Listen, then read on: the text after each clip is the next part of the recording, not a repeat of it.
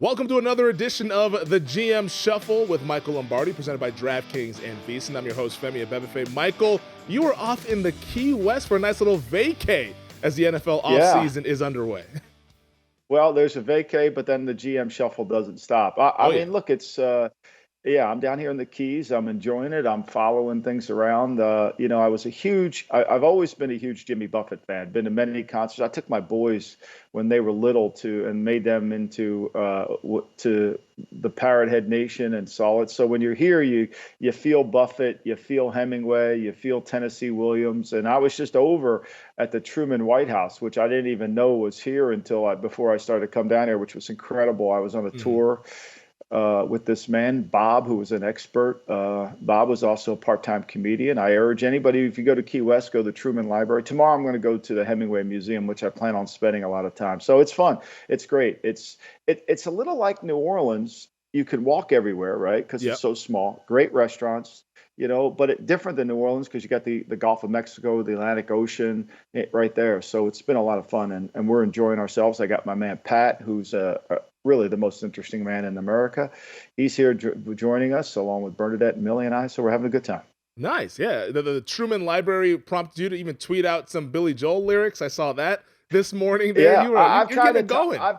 I try to put some lyrics next to everything. Like I was, the first I walked on to Caroline Street. I've never been here before, Femi. So when I went to Caroline, I saw Carolina Street, and Buffett had a song. There's a woman going crazy on Caroline Street. So then I just said, oh, let me put some lyrics to everything I see. So it's good. I enjoy it. Harry Truman, Doris Day, Red China, Johnny Ray. I mean, I love that song. We didn't start the fire. You didn't start it either, Femi, so it's good. No, I didn't start it, but hey, we're sitting here trying to fight it on the GM Shuffle. As always, subscribe, rate, and review wherever you get your podcast. Tweet at Michael, at MLombardiNFL. You can tweet at me, at Femi and Michael. Elliot Bowman, our producer, filling in for Stephen Bond today as we get this thing rolling here on June 16th. All right, Michael, you're down there in the Key West. It's a little bit of work with the play as well, because I saw you met up with your buddy, Arkansas men's head basketball coach Eric Musselman. Your son Matt's down there. I mean, you've been picking the brains of a lot of the coaches that we have across the sports here. Yeah, well, Muss and I go back to when he was the head coach of the Golden State Warriors. He had gotten fired. He was a young head coach, and I was at the Raiders. And Fran Fraschilla said, "You two guys should get together and become friends." And we did, and we have been friends since then. And I gave him an office at the Raiders. He came in, but he was a diligent, curious coach then, and he still is. I mean, he reads so many clips on leadership. He's got so many questions. He loves talking to baseball coaches. So it was great to be around him, and I learned quite a bit about the game, about college basketball, the NIL, all the things that are going on. So it was a lot of fun for me to be there. So yeah, I think the part of the off season is about trying to connect with people when they have more time to talk to you, whether it's the coaches in football or coaches in basketball. And I love basketball coaches. I mean, I love talking to them. I love, listening to them. I try to help a couple coaches around the country in that area. So, it's a lot of fun for me, and being part of it is just a way to give back to what I've been able to learn from the people that I've learned from Walsh, Belichick, and of course the great Al Davis. It's interesting to me because you oftentimes see this throughout the offseason, coaches talking to other coaches, whether it's in basketball, like you mentioned, or baseball, other sports, just to kind of pick the brains. Like, how important is that? Because I know as a Dallas Cowboys fan, I always saw Jason Garrett go down to Duke to talk to Coach K when he was the head coach. Or recently, Nick Sirianni is talking to Jay Wright, the now retired Villanova men's basketball coach. Like, this is something that a lot of coaches go to pick the brains of others to gain a little bit of knowledge and kind of fine tune those leadership skills. Yeah, and I think you talk to them, and then you've got to work it into your own culture and work it into what you're doing, and try to kind of fit their idea, how it fits to your program. It's not all going to be, hey, I'm just taking that idea and stealing it and put it in here. I think it's learn something and then process it, go back, study it, and then see how does it affect me. Whether it's a high school coach when you go to a clinic, or you listen to a coach on YouTube. I mean, this YouTube thing is just remarkable. You can get so much done just listening to the press conferences. The hockey coaches, the Cooper, the Lightning coach is sensational when you read stuff about him. So I think it's fascinating. And the beautiful thing, Femi, is you don't have to rely on an article. You can just go right to the source and listen to Yep. coaches talk in their press conference and learn something from it. So it's been great for me. And I love it. I just love it. And I learned so much from him. And Muss is great. And you can see why he's been so successful at Arkansas. I mean, two elite eights. And I told him, I mean, they're not going to have a first round pick in the NBA draft coming up, but he's got to the Elite Eight because his team buys into what he's saying. Yeah, he was really good at Nevada as well as a head coach. Made it Sweet 16 with the Wolfpack up there in Reno. One thing that we did learn in the NFL is we learned that the trade talks are starting to heat up with one Baker Mayfield, the former number 1 overall pick in the 2018 draft class. Jonathan Jones of CBS Sports, he's our NFL insider out there, reported that the trade talks are heating up between the Browns and the Carolina Panthers. What are you hearing around the league with this Mayfield potentially going to Carolina, which would set up quite the event in week 1 with the Panthers hosting the Browns there?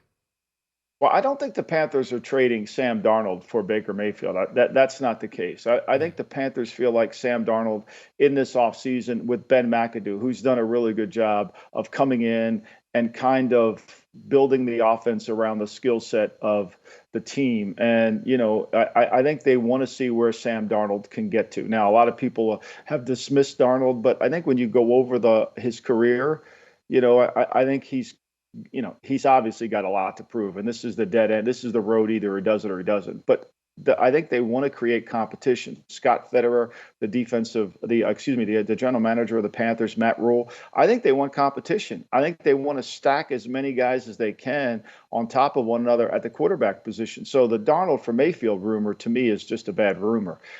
This is a 3-part trade, right? So you've got to get Baker, who's due to make $18 million. Mm-hmm. You've got the Browns to agree to what are they going to pay, or how much will they take, or will they not take, and then you've got to agree to compensation.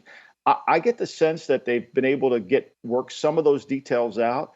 I think they're probably not quite to finish the deal, but I think they're the only team. I think if Baker realizes there's only one place to go, which gives him the opportunity to compete to be a starter, and B, to build a career going forward, that Carolina might be the best place. I mean, Carolina is building this kind of culture that nobody believes us. Nobody thinks we're going to be any good. Mm-hmm. Nobody sees us. And so, they've got some good pieces there. I mean, they've got some good defensive pieces. They've got some good offensive pieces if they can keep McCaffrey healthy. So, that mentality is going to serve them well. But I think Baker's got to understand that. So I think the Browns and the Panthers probably can get a deal worked out. I think it's the other elements that need to get finished before this closes. And I will say this, I don't think Seattle's in this at all. I think Seattle truly likes Drew Lock. I think they really believe. I was told, reliably a couple weeks ago that John Schneider, the general manager of the Seattle, really loved Drew Lock coming out of college. And so if that's true and they want to go down this road with Drew Lock, I don't see them being in the Mayfield Derby. They're not there. So who else is in it? And then you've got Garoppolo. You still have Garoppolo out there that needs a place to go, and he's got $24 million, and the 49ers need to get rid of that cap number. Now, they could cut him, but they know they'll probably, then I think Seattle might be interested in him from what I'm told. But I do think the Mayfield deal is kind of in that final stages where, there was a sign that when you left Bakersfield, California and went to Vegas, there was a restaurant there that said, "Eat here, we both starve," because there was no place else to eat going forward. I think Baker's at that sign. I think make a deal with Carolina or you're going to starve. I think that's kind of the sense that I'm getting and listening to what people are telling me. So I wouldn't be surprised if it happened in the next 5-6 days. It may take 2 weeks. I just think it will get done because I think it serves best interest for both parties. Yeah, we always say on this show that it's all about the money. It's always about the money. Is that kind of again where with the there? money, Femi? Again with the money, Again Femi. with the money. Yeah, it's always about the money. I mean, it's always about the money. But I think in fairness to Baker, I think you're guaranteed to make X amount. Yeah. And and people are asking you to walk away from a guarantee. But you've got to. But that's not smart. And it's hard to get a player to do that, right? But you've got to be able to paint a picture of where that number can go to. And I don't think anybody's trying to screw anybody. I think certainly there's a way to make up money that you lost instead of it being guaranteed. It's just based on competition and play time. I mean, if you're Baker, what options do you have? You've got to put yourself in position to launch your career, and Yeah. you got to go there. And the same thing with Sam Darnold. He's got to launch his career. I mean, you got Mayfield and Darnold if they go together in Carolina, which if that happens, let them both figure out who's the best player. And I've often said this, Femi, fear does the work of reason. Fear does the work of reason. So when two players are fearful that their careers are at stake, you're going to get the best version of that player.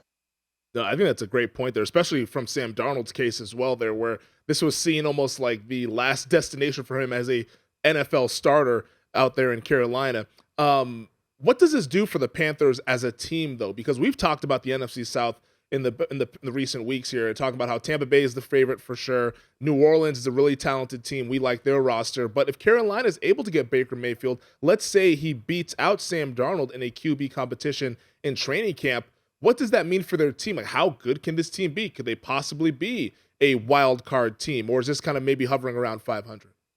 Well, I think it gives them, look, Baker, if you said to me, who's a better player, Darnold or Mayfield, I would say Baker Mayfield's had better tape. I mean, he took a team to the playoffs 2 years ago. He was hurt last year. I mean, he's had a better career in the NFL than Sam Darnold. And they're both not perfect, but I think it's behooving of the Panthers to figure out, both of them can run this similar offense. So it's not going to be a question of, well, we got to run this for Baker, we got to run this for Sam. I mean, both of them need to be in a really good play action pass scheme, hard play action. They've got to feature McCaffrey. He's got to stay healthy. The guy's played 10 games in the last 2 years. They've got to get their best players to play well, but they have skill. DJ Moore last year, I think he was at 62% of the percentage of ratio in terms of attempts to catches, which is too low for a guy with that much talent. So it means you got to get better quarterbacking. I think it helps them defensively. When you go back and study the Panthers, they were in a lot of games last year into the third quarter. I mean, Philadelphia, they had a chance. They blow that late. New England, they turned the ball over. Sam was horrible in that game and made just really bad decisions. I mean, if they can get control of that, their defense was pretty good. They started 3-0 and then faded. They faded the last 2 years down the stretch, and I think they know that, and they got to fix that. So could they be a wild card team? Yeah. I mean, look, they're in the South. I mean, why not? We know this. There's always 14, how many teams that make the playoffs every year? Yeah. 14. We know that there's 50% of those teams don't return. So somebody's got to take that place. Why not Carolina? If they get it, based on their talent level, if they can get any quarterbacking play without turning the ball over as much as they did, they've got a chance. If you're John Schneider, because that was the first thing that I thought of when I saw this report of Mayfield, the trade talks heating up with Carolina, I was like, man, Seattle, you mentioned they love Drew Lock. I mean, to each his own. We all have what we see. The beauty is in the eye of the beholder. I'm not a fan of Drew Lock. I think that's a road less traveled there. I'm not going to try to go down that path. But are the Seahawks just going to stink in 2022? I mean, I can't see that team being very good if Drew Lock is going to be the starter for 17 games. I can't either. And I think there's a fine line, right? And I have great respect for John Snyder. I think John works hard. He's diligent. He does his job really well. I mean, he doesn't, we're all going to make mistakes. So we could sit here and criticize anybody. But the reality of it is to me, there's a point where if I liked a player in college and I've watched his pro tape, I've got to be honest with myself to say, you know what, I think I missed on that guy. And if I like Locke, which I wasn't in love with Locke coming out, John obviously was. I think at some point you got to say, wait a minute, this isn't good. Darnold's pro tape isn't very good. Mayfield's pro tape's better. Locke's pro tape doesn't match his college tape. And I think that's that fine line. Now, what often happens, Femi, is you get into this, which I explained about Darnold and McAdoo. Can McAdoo get Darnold to play better? I mean, he's been through a lot of coaches, and he's been through a lot of systems. Can he get him to stop making that critical mistake in a game where you say, why are you throwing the ball there? Like, what are we doing here? Like, why are we throwing the game away? And I think it's the same thing with Locke. Can they coach that out? I think it's going to be hard, but that's where they're going. Now, what happens in August after Locke goes out in the preseason or in training camp and doesn't play well? I think then you've got to readjust it. And that's probably part of what Mayfield's saying. Look, if I take this deal now, maybe Seattle's going to give me the full thing down the road. But are they?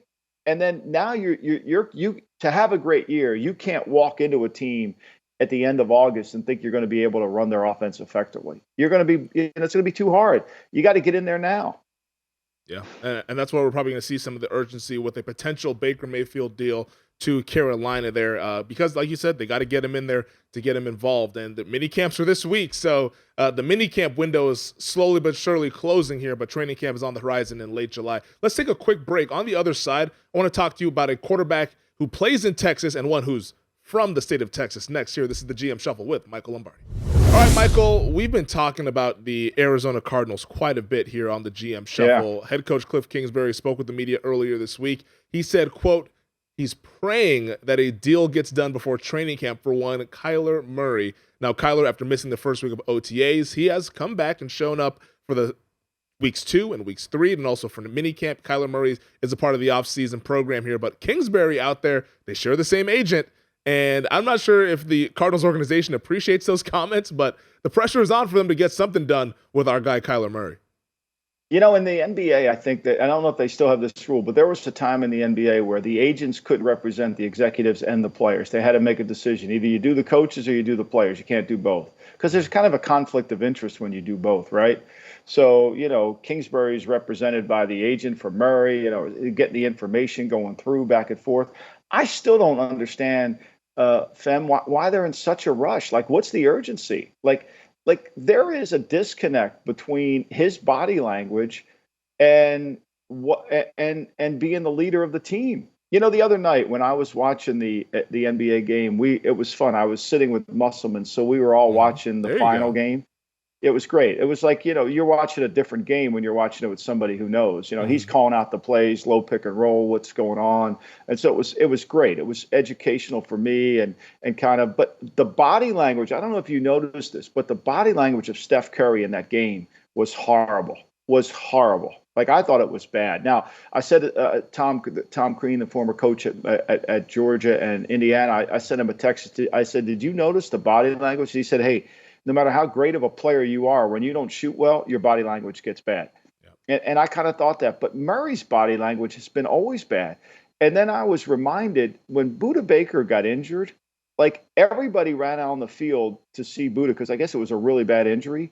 But if you go back and look, the only guy who didn't was Kyler Murray. Like, how does that show leadership? Like, how are you in such a rush to give this guy all this money when you know he's never been go back to Oklahoma and you can ask anybody. Like, I'm not against Kyler Murray. I think the guy's sensational when he's on the move. Beep, beep. I'm talking about him as a leader. And when you give this guy all the money, you got to get more than just good play on the field. You got to get leadership. I mean, you got to get leadership. You got to get the things that matter most. And I don't know if he's going to endear himself to his teammates. You know, go back and see that Budda Baker clip, you know, and he's sitting there staring straight ahead. Is that what you want? Is that what you're going to give $45 million to and then come back to it? I don't see it. I mean, the Ravens are not rushing to pay Lamar. Lamar's not in any rush. Like, what's the big deal? George Young, the former general manager of the Giants, used to say, football players play football. I mean, he's going to play. Where's he going to go? I mean, he's already unhappy on the field when he had his contract. Now, you think he's going to be happier? And I think that's why they're trying to do it, is to make him happy. You know what Kyler Murray reminds me of?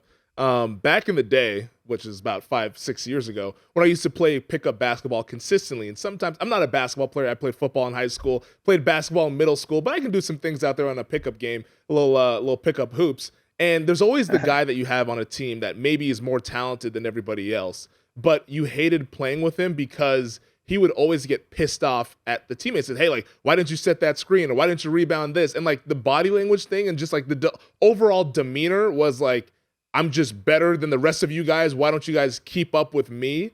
And that's almost the situation where we find ourselves with this Arizona Cardinals team, where Kyler Murray, who's been used to winning, going back to high school, he's a Texas high school football legend. He won quite a bit at Oklahoma, won a Heisman Trophy, now is in an adverse situation in the NFL where it's not always sunshine and roses and butterflies. This is a hard league to win in, and I'm not sure if he is someone that just absolutely hates losing to the point to where he can't work with others, but he almost feels like one of those guys to me that you see the talent, you acknowledge the talent. I'm on the record. I like Kyler Murray, the talent. I get seduced by it, but the leadership and the demeanor, I do agree with you that he just seems like a guy that doesn't really galvanize the entire organization, which is what you would want from your franchise quarterback.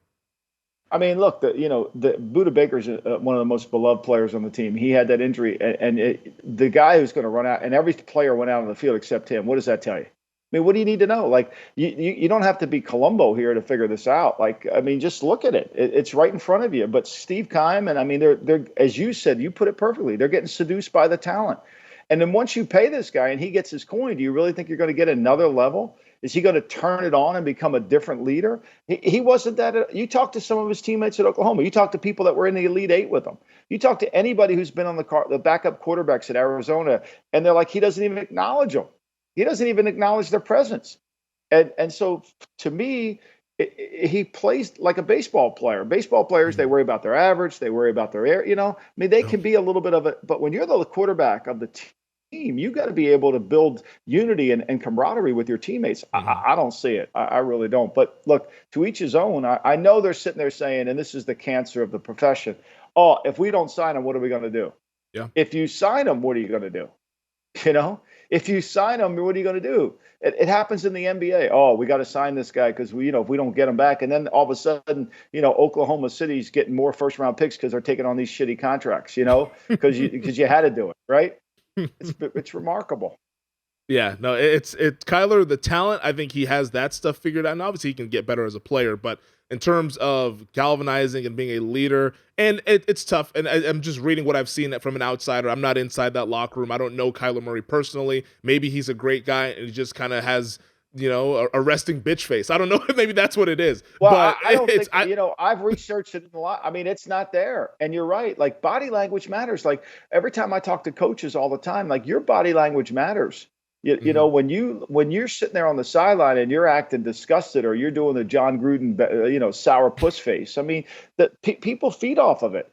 I showed a clip. I gave a presentation the other day to some coaches, and they asked Coach Landry. Coach Landry got inducted to the Ring of Honor in Dallas before he passed away, and Terry Bradshaw gave an interview was interviewing him, and they addressed the question. They said, Coach Landry, like, you showed no emotion on the field, and you showed no emotion after a big play or a bad play. And he said to me, and Coach Landry said, the number one thing I needed to do was concentrate. And so I was always concentrating. That's where my body language showed the team that I was concentrating on the next play. Good, bad, poor, great. The next play was really all that mattered. And when you study Coach Landry, like I have for this new book, you know that he put in the offense, he put in the defense, he worked with the kicking game. I mean, he did it all. He truly did everything. And so his focus and concentration, much like Belichick, is there. And I would say to most coaches, look, I know football is an emotional sport. I know it's a lot of, you've got to build yourself, but it's also, you've got to concentrate and focus. And that body language you use, your team feeds off on it. I mean, that Draymond Green was bitching at Steve Kerr during the season. Steve, every time we turn the ball over, you get a big puss on your face and start shrinking your shoulders. It affects us, and I think he's right. And so for me, Murray, I think he affects it. And if you're an executive and you see this and you're still willing to give him $45 million, God bless. Yeah, they're in quite the quandary. We'll see what they do. You mentioned Coach Landry of the former great Hall of Fame coach for the Dallas Cowboys there. They could use somebody like him now. Instead, they have Coach Mike McCarthy there. And Mike McCarthy earlier this week spoke with the media at the mini camp, which is now broke for the Dallas Cowboys. They won't be on the field until they get to Oxnard for training camp. But he said that they're going to try to incorporate Dak Prescott's legs more in this 2022 season. Now, last year we knew Dak was coming off of that horrific fractured ankle that he suffered in 2020. But what do you make of this? Dak Prescott, because as a fan, I wanted to see him move a little bit more there because I think that's another element to his game that they didn't really tap into. And I get it. He had the ankle thing that he was coming back from. Then he had the calf mid-season that he never really got over, I thought, in the second half of the season. But what do you make of Prescott now going back to the mobility that we saw earlier in his career in addition to what he can do from the pocket? I think it has to be strategic. I think unless you're Josh Allen and you're bigger than most of the linebackers in the league now and you can kind of dish it out, I think it's still you run the risk of getting hurt. But I do think you have to demonstrate the ability that your quarterback can run. And why is that? Okay, so what's the key down in football, right? The key down in football is third down. So we know that, like, for example, Cooper Kupp, as great of a year as he had last year, he had 81 third down conversions with catches. That's remarkable, right? It's just flat out remarkable. And so, and everybody knows the ball's going to Kupp. So when they double Kupp, the in and out, do all that stuff. But when your quarterback doesn't move, it helps you on third down because you don't have to worry about him running for the first down. This is what affected Russell Wilson last year. When Russell didn't move and convert third downs, he had the lowest third down conversion rate of his career last year in Seattle. The defenses can play two-man. They can turn their back on the quarterback. They're not worried about it. And so when you have the threat of the run, and I'm not saying call quarterback draw every 3rd and 5. I'm saying, hey, if the right tackle sets wrong and a guy gets beat and you can take it to the corner, you got to take it. And all of a sudden, that kind of takes the starch out of the defense and say, okay, look, let's just let's keep our eyes on the quarterback a little bit more here. And there's a balance that has to be there. So, and I think it's a smart play for Dallas. I wish they would utilize Zeke more in the passing game. I was asking somebody a couple of weeks ago about Zeke in the passing game. And, I think people misread Zeke a lot, and I certainly do. But apparently Zeke is a force in that locker room. Like, the players look up to him. He's a true leader on that team. He works diligent. He's in there with Prescott every morning watching tape, going over things, doing the stuff he has to do, and I think as his game, and he's a power back now. He's not quite the elusive back that he is. And Pollard, who's a little bit limited in protection, affects him. And I think what Zeke does too, because of the wrist and the injuries he sustained, it affects his ability to protect. So they've got to make up for that lack of loose play from Zeke with Prescott's feet. And I think they need to do it. I mean, look, let's face it. I don't know how you feel, but if you think the Cowboys are going to win the East and you think the Cowboys have any chance to advance to the playoffs, Prescott as the MVP might not be a bad play. Yeah, no, I mean, you already know he's going to get the publicity if the Dallas Cowboys are really good. Since they're America's team, they're always at the front of mind when it comes to NFL content there. But I thought, like, the point you made about Zeke is really why I wanted to see more from Dak as a runner, because I think that can really ignite this running game. I don't know if you can do some read option stuff in the red zone or what have you, because we're seeing quarterbacks being implemented into the ground game. I mean, look at the game last year between the Bills and the Chiefs. I mean, you had Josh Allen, he had 68 rushing yards. Patrick Mahomes had 69 rushing yards. They were the leading rushers for their teams in that game that was 42-36. Quarterback movement and being an athlete at the position can give you that extra level, which can maybe combat some of that too high stuff that we saw early on, kind of flummox those young QBs. And you have to do it. Like, Josh, you sit there and you call a coverage where your defense is turned to Josh Allen. That's a problem. But what really becomes the problem is if you don't coordinate your pass rush like a dance team. Like, if you're rushing Josh Allen, you've got to say to your right end, you've got to rush this way and force him to his right. Or you've got to say to the left end, you got to rush him inside and we got to move him to his left. Like, that's the choreographing that needs to take place. I don't think enough defensive coordinators in the league spend time with the defensive line coach really going over that. Like, you control the quarterback how you control the rush. And guys like Mahomes and guys like Allen, they hurt you. And if you get that out of Dak, it'll open up some things. And I think the question mark for me is, can Kellen Moore advance himself to another level as a coordinator? And I'm not sure that he can. I think he needs a little bit of help. I wish McCarthy would be more involved with it. We shall see. Yeah, and it's a big year for Kellen Moore there because the wide receiver situation is not as good as it was heading into last season. Amari Cooper's now in Cleveland. Cedric Wilson's in Miami. You have Michael Gallup coming off the ACL. So a lot of the weight is going to be placed on CeeDee Lamb and Dalton Schultz. CeeDee Lamb has said he's ready to be the number one wide receiver. Well, we're going to find out week 1 against the Tampa Bay Buccaneers. But Kellen Moore has to get creative because he doesn't have the mismatches across the board like they might have had in years past there. So the Dallas Cowboys, always interesting. I think he needs to prove that he can get the ball to his best player. I mean, last year, here's the thing you got to say to here's the thing you got to say to yourself. Everybody knows Cooper Kupp's getting the ball, and yet he still gets it. Yep.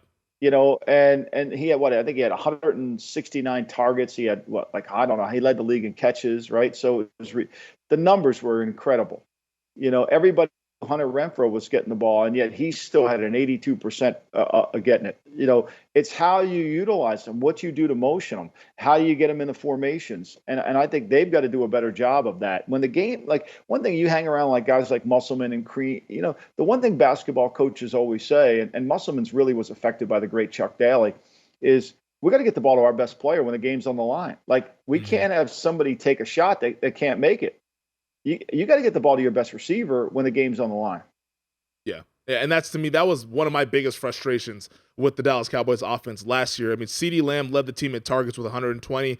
In no world, and I think Dalton Schultz is a nice player, but in no world should Dalton Schultz and Amari Cooper have the same amount of targets. You're just doing something wrong philosophically from an offensive standpoint there, both of them with 104 targets. I thought that Cooper, he has his injuries and he's had his issues, but that's a guy that you got to get him the football, and they didn't do that enough last year, and unfortunately, things kind of didn't pan out after they won the division. Yeah, you know what I think about Cooper? What I think it's interesting. They tell me Cooper really, this is fun. You're going to laugh at this, right? But one of the things about Cooper, he disappears in games, and sometimes he disappears because he takes himself out. Like I'm told reliably, he hates cold weather. Think about that, Femi. Think about what I just said. He hates cold weather. He's playing in Cleveland next year, Femi. Yeah. He hates cold weather. I've had my suspicions. He had a funny where he came out because it's too cold. And he's playing in Cleveland next year, and he's making $20 million a year. For all the junk you want to throw at Moore, and I do too. I killed Moore. I mean, I'm critical of Moore, but I think you got to be more critical of Cooper because I'm not sure Cooper wants it. He doesn't like cold weather, Femi. I had sneaky suspicions about that because when he first got to the Cowboys, when the Raiders traded him to Dallas, and Aaron Andrews asked him a question after one of the games. It was after the Eagles game late in the season when Dallas kind of really positioned themselves to win the division back in 2018. And she asked him, hey, what's this been like, this ride the last 6 games? Now you're in Dallas. He said, the one thing that he said, I mean, the facilities have been awesome. And he was talking about the facilities. So me and my brother, we have a running joke. We call Amari Cooper Mr. Facilities because he likes to play indoors on the fast surface there. And any cold weather game, it's a little dicey. And the one thing that always sticks in my mind, the end of the 2019 season there, Cowboys were at Philadelphia. It's kind of, it's late in the season, Philadelphia. It's always cold weather. And on the last drive, there was a 4th down there for Dallas to try to tie the game up, I believe it was. And Cooper was on the sidelines. And that to me, that always stuck with me. I was like, what in the world is going on? I asked somebody about that, and they said he doesn't like cold weather. That's a fact. I haven't run the numbers on what he performs in under 40 degrees, but it's like when I bitch about Tua when he plays in rainy weather or snow and cold, like you got to factor that in. I wonder if Cleveland really knows that the kid doesn't like cold weather. Yeah, he's much better on that field turf, that kind of fast track, than he is on natural grass, which, I mean, in Cleveland, you're going to be playing 8 of those games on natural grass. Sloshy. Hopefully that works It'll out. be sloshy in Cleveland, yeah. Yeah, it's going to be real sloshy, especially when you get to November and December. Let's take a quick break, and on the other side, we're going to talk about a safety who has now reset the market here with a big deal. This is the GM Shuffle with Michael Lombardi. All right, Michael, we saw a safety break the bank here recently this week. Pittsburgh Steelers All-Pro safety Minkah Fitzpatrick has now signed the richest contract for a safety in NFL history. The reported terms are 4 years, $73.6 million, $36 million guaranteed. Now, we'll see what the real meat of this contract is. I know you always point out the paragraph 5, and that's really what matters here, but big deal for Minkah Fitzpatrick, who's worked out after the Steelers gave up a first-round pick for him to Miami a couple years ago. No doubt. And I think what we see from Minkah is this is going to be the prototype safety that's got to go forward. Like everybody talks about the kid that the Ravens drafted from Notre Dame, Hamilton. You got to have this safety. That to me, that's not the prototype. Unless you can take your safety and put him on the third corner or match him in man coverage against the back and feel like you can win against the tight end. And we'll see if this kid from Notre Dame can do it. But the reality of it is it didn't look like it coming out in the draft. And that's why I think he slipped. So Fitzpatrick, to me, is going to be the guy. A little bit of corner in his background, a lot of coverage skills and range. I mean, essentially, this game is going to where you're going to play 4 corners back there. Now, they're going to call them safeties, but they got to be interchangeable. and they've got to be able to tackle. And that's what Fitzpatrick does. To me, it's the perfect safety that you want. He's got instincts. He's got range. He can play some man-to-man. You're not going to put him on Tyreek Hill and think he's going to win, but there's certain matchups each week that you can match him on and feel comfortable with. So good for him. Good for the Steelers. Omar Khan's first move as the new GM, pays them. They get a guy that they feel really good about, and it's an important position for the Steelers with Mike Tomlin's defense. Yeah, no, I think this is just going to show that the safety position now is being more valued, because we used to think that top of the market safeties were only getting about $10 million per year. I mean, this on average is an $18 million, even more than that, per year deal here. So Minkah Fitzpatrick, like you mentioned, he has a nose for the football always. He's always around the football, forcing turnovers. The guys that really love this are probably Cincinnati Bengals safety Jesse Bates and LA Chargers safety Derwin James, who now see this deal and then go to their agents and say, all right, you got to at least match that. Right. And I think, look, James, there's sometimes he can cover, like Derwin James can't cover Waller. You go back and watch those tapes, and he struggles to cover him, but a lot of guys struggle to cover Waller. It all depends on who you put against them. They've got to have the ability to cover. You've got to be and have range. And like Mathau, Honey Badger, he was this corner at LSU that moved inside. He tackles well. He's smart. He gets everybody lined up. And so, to me, I think that's where the game is going. You got to have that. The day of the Jamal Adams that I can't cover anybody, the day of the kid that Jonathan Abrams from the Raiders, I can't cover anybody, but I'm on the field, and I'll hit you. Those are over with. They don't exist. And people say, well, could Ronnie Lott play today? Of course Ronnie Lott could play today. He played corner. He started corner, and then they moved him inside the safety.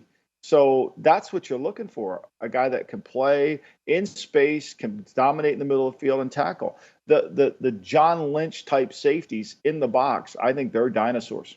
Yeah, no, I completely agree. The more that this is becoming a passing league, the more those guys, they just get identified by the quarterbacks and they go right at them until you take them off of the field.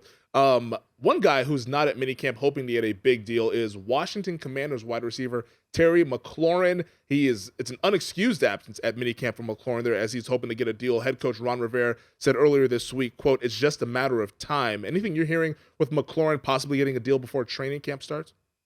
If it's just a matter of time, why aren't you there? Why aren't you there? Yeah. And it's not like you are going to, well, I can't risk getting hurt. You have a contract. Like, why would you not show up? Like, it doesn't make any sense to me. But, if I were McLaurin, I would be more concerned about, am I going to get the ball? You go back and look at Indianapolis's receivers last year, and their percentage of looks and catches with Carson Wentz at the quarterback position. I mean, it's a hard thing to do. I think this is going to be a real challenge to feel like the Washington's going to solve their quarterbacking problems with Wentz, and it's going to affect McLaurin particularly. But, look, I think McLaurin could be a great player. What, was he a third-round pick, Femi? I mean, it just proves the point that you can get as good receivers later in the draft. I mean, A.J. Brown and McLaurin, those are second- and third-round receivers. You don't have to have a top-5 pick to get that guy that can make a difference. And I'm sure McLaurin and DK Metcalf in Seattle as well, probably looking at A.J. Brown's deal that he got with the Philadelphia Eagles and saying, hey, like, we're in the same draft class, time to pay me as well. And we'll see. I think Seattle pays DK Metcalf. I think there's no doubt they pay DK Metcalf. The deal that I'm waiting for, and I've been told that it's going to happen, is the Russell Wilson deal. I mean, and that's going to be $250 million fully guaranteed, buttoned up money. Apparently, that's the next one coming. And and I think that was part of the impetus behind him leaving Seattle, is because I don't think Seattle wanted to get down that road. So now that the Broncos have sold, and I'm sure part of that sales deal with the Walton, when you looked at their books, they probably had it saying, okay, we're going to pay this guy X, so this coming in. My goodness. So that's going to be the new kind of going rate for these top tier quarterbacks, is going to be $250+ million guaranteed. I mean, if you're giving it to Deshaun Watson, who's still not sure he's going to even play football the next year, how can't you give it to Russell Wilson? I mean, like, if you're Russell Wilson's agent, you're saying, my guy has never done anything off the field. He's been a stellar player. He's won a Super Bowl. Like, how is that guy making more than me? How are you arguing that, Femi? How are you arguing? You can't. That's why all the owners are all pissed off at the Haslam family for the Watson contract. Like, there was nobody else in that derby, Atlanta, Carolina, that was doing what they did. The reason they got him is because they did what they did. Yeah, no, that's to me is to pay that sort of money, I get it. That's the going rate, but whew, that is a lot of guaranteed money for these quarterbacks. Speaking of the quarterbacks, I know you caught this earlier here. You sent this my way earlier this morning, but Chris Sims finalized his top 40 quarterbacks list here, and the number one quarterback is Josh Allen, who I'm sure the Bills are very happy they paid last offseason. I don't have to do this $300 million in guaranteed money type of thing, but he has Josh Allen number one, Patrick Mahomes number two, Justin Herbert 3, Joe Burrow 4, Aaron Rodgers 5. Now, to me, there's a glaring omission in that top 5. I mean, until this guy falls off, you got to put Tom Brady in the top 5, in my opinion. Also, Justin Herbert. I don't think Sims has ever had Brady in the top 5. Which is I think last year, I don't know if he had him in the top 10. I mean, I don't think he's ever had him there. I respect Chris Sims because I know he actually puts in the work there. So having a difference of opinion, and we all have our flavors of ice cream, but how much evidence do we need from Tom Brady if he's not in the top 5? Who is? I mean, it's like you could sit there and say, who's the best quarterback of all time? Well, who's the most talented quarterback of all time? Peyton Manning, or is it Brady, who's got all these titles? I mean, look. Manning didn't win titles. Is it the fault? Manning was great, but he only won 2 titles, one of which was the defense one. So, I mean, winning matters, right? So I think it does.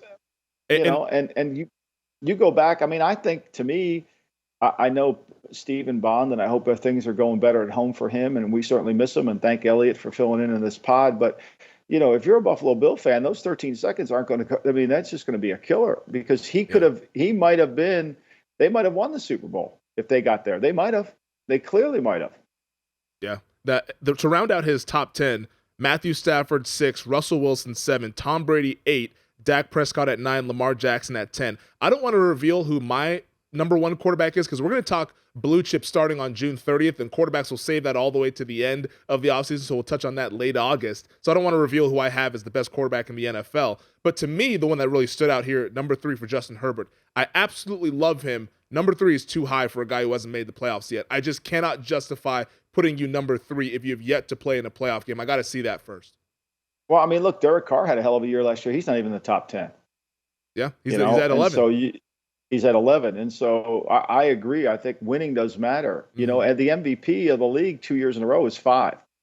Again, we'll put our quarterback list. I respect Christopher as much as anybody. I know he puts his work in. Mm-hmm. And, everybody, that's the beautiful thing about these polls. That's what's going to be the fun thing about when I get my ass ripped for my top 100 players. I'm sure they're probably coming out of the woodwork.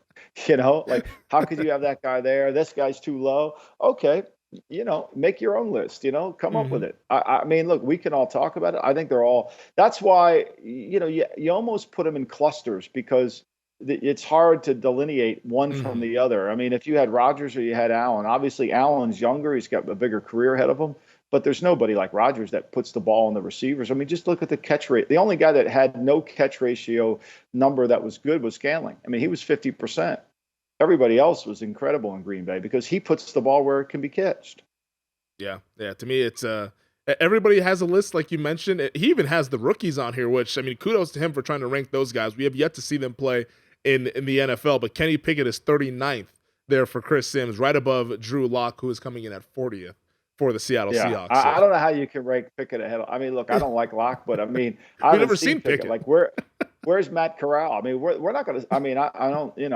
Where's the. So it's hard. But look, you got to make a list. You got to come up with some way. It's based on college, based on what you believe the projection is. Yeah, no, that's fascinating. Yeah, we will talk about this thing. You're talking about your top 100 players that you might get ripped. Wait until you put out your blue chips, the quarterback episode. Oh my God, I get. Oh yeah, I'll have our. I mean, you have no idea the running joke I've had with people in the NFL about this Pro Football Focus list. Like, it's just like so good. Like, it's so good. I love it. It's like, are you kidding me? Anyway, it's amazing. Let's take one final break. On the other side, I want to talk to you about Sopranos in 60. I haven't watched any episodes since finishing season 1, but we never got to it last week. We got to get to it this episode. Let's do it. All right, Michael, we didn't do Sopranos in 60 last week. We ran out of time, so we figured we should do it this episode. I have now finished season 1 of The Sopranos. Excellent season. Episodes 9, 10, 11, 12, and 13 is what I watched last week. Episode 9, Boca. We hinted at that last episode. Just a terrific television show. Just like the whole situation with Uncle Junior, which if you haven't seen, I know a lot of people listening to the podcast have seen it. Just absolutely funny. The soccer coach I thought was an interesting kind of a plot twist there. Wasn't expecting the soccer coach slept with the girl. Did not see that coming as to why he was leaving for that job in Rhode Island. But I mean, the team was winning, so the Tony and the whole crew didn't want him to leave. But when you find that out, I mean, my goodness, that's not something that you want with dealing with high school girls. I love in that one. I mean, the plot line obviously changes, but I love when Paulie's out in front of that guy's house giving him a television. It's the best scene. I mean, it's so good there. He's like, we're just going to leave this here. Yeah, we're just leaving this here. I thought the writing in one, the great Frank Renzulli wrote a lot of those episodes as they go through it. But I Dream of Jeannie Kuzumana, I think is the last one. The dream sequence with the girl from Italy. Yes. The dental and Carmela and him getting a fight over it. It's just, and then of course, obviously the shooting, and there's so many great lines in it. When Uncle Junior's at the funeral parlor talking about this woman, who gave him his first sexual relations, and it's like, oh my God, what am I talking about? I mean, there's some great Uncle Junior lines in there. It really is. And then, of course, the cover up, how they all come over the house after Tony, they misfire on Tony. Yep. And the next thing you know, Junior's over there playing it. It's so good. It's the best. And the mom who is now like faking dementia to act like she doesn't remember anything. And mom, to me, it's just too much from her. And I don't know if it was an early indication. Like within episode 1, I was like, I don't think I like this character. And then you're not gonna like her. The bow that it puts on it in the finale, and then Tony finally acknowledging and confronting her about that, and to put out a hit on your own son just because he's seeing a psychiatrist. And I get it, like you don't want Tony to be saying stuff. Everyone's worried about covering their own ass and all this thing because we're all in it. But I mean, to put out a hit on your own son, that's next level. Well, the way she manipulated Junior's next level, too. Yes. She never really said to do it. My favorite, probably one of my favorite scenes of all the seasons is when Tony gets called in by the FBI and the great Frank Pellegrini, the guy who owns Rayo's restaurant in Harlem. He's part owner of the restaurant. He's the FBI guy. His Frank, I forget Frank's last name in the series. But when they sit down there and Tony says, I don't give a shit what's on the tape. Oh, Springsteen box set, all that shit, and then they play it. And then Tony starts to listen to it and hears it and knows it, and then they, I mean, to me, that scene, I don't know where they shot that scene. I asked Agent Harris on Twitter, the guy who played Agent Harris, who's in that scene, like, where did you film that scene? It's like one of the great scenes. And the way that Frank comes out there and says, you and I are not Gumbati, Tony. You on one hand, we both come from the Sunny Peninsula. You and Agent Grasso had a colloquy, and Tony says, a cola what? What the, get the kumquats out of your mouth. It's just the whole dialogue. When the first time I went to Rayo's, I watched that scene like 50 times. And when I walked into Rayo's and I saw the great Frank, and it was one of the great moments of my life. He pinched my cheeks like Sinatra would and welcomed me to Rayo's. And I went right into that. You and I are not Gumbata, Tony. And I loved it. And he told me all about the scene and how they filmed it, but he never told me where it was. Wow. So I loved that. It was great. And then, the season 1, the way it ends with Paulie having poison ivy and, Mikey Palmise, make the coffee. And he tells his wife to make it. So good. There's so many great lines in season 1. You could just go back and forth all the time. Also, what I've called him now is Father Hot Plates, because the man is always after people's food. He finally got Carmela figured him out finally towards the end of the season. Okay, this guy, he's going around town seducing these women, trying to get these plates and everything. It's all about food. It's not about sex. It's all about food. When I lived in my other house in Ocean City, we were right across the street from a retreat home. It was called the Christian Brothers Retreat. It was actually founded by the Christian Brothers. They were selling brandy when nobody else could. They made a fortune, and they built this beachfront property, and my house kind of sat right in between it so we could see the beach. But so there was always priests there, and we were always in the yard. And we had this one priest, wonderful man. He would come over every day to get a martini.